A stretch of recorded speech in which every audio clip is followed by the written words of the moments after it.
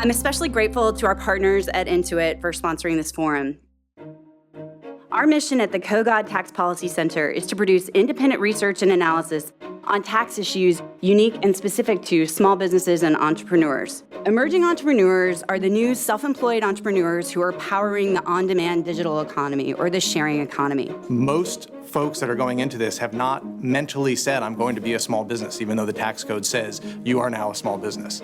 And yet they now have quarterly tax requirements, a new Schedule C requirement, things that they didn't even realize until tax time comes and hits them.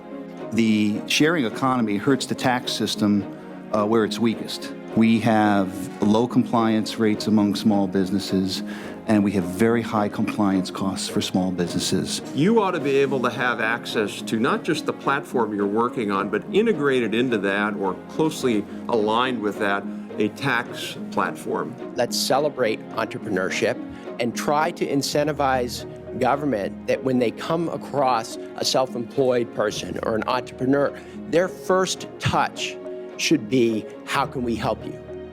Not to issue a citation. You cannot reform the tax code on a partisan basis.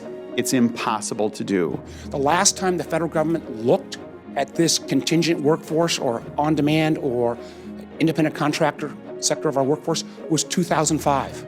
That is as relevant in 2015 as if the data had been based in 1995 or 1985, because the world has fundamentally shifted. I think we're going to see more industries disrupted by platforms that remove the friction of bringing a service provider to a customer.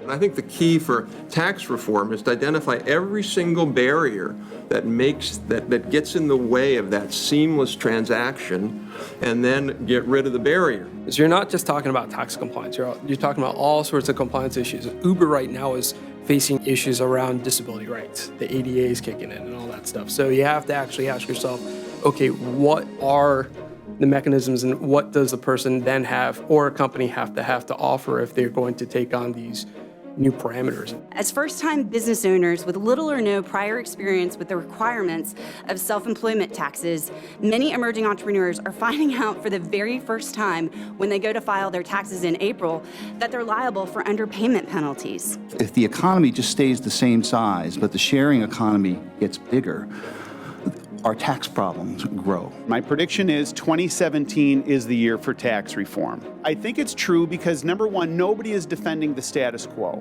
There's no voice that's out there that says, tax code, great, leave it alone. This revolution in work and the nature of work and the nature of work relationships is providing enormous opportunity and upside.